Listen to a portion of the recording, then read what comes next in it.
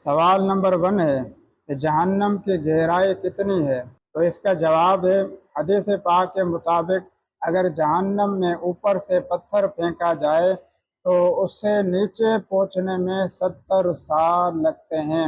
یہ جہنم کی بے انتہا گہرائی اور سخت عذاب کی شدت کو ظاہر کرتا ہے۔ سوال نمبر 2، صدقے میں کون سی چیز دینے سے مصیبت جلدی ختم ہو جاتی ہے؟ تو اس کا جواب ہے کہ پیاسے کو پانی پلانا اور بھوکے کو کھانا کھلانا افضل صدقہ ہے۔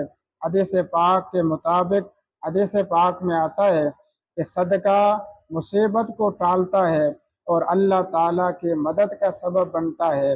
سوال نمبر 3، کس انسان کی زندگی سے سکون ختم ہو جاتا ہے؟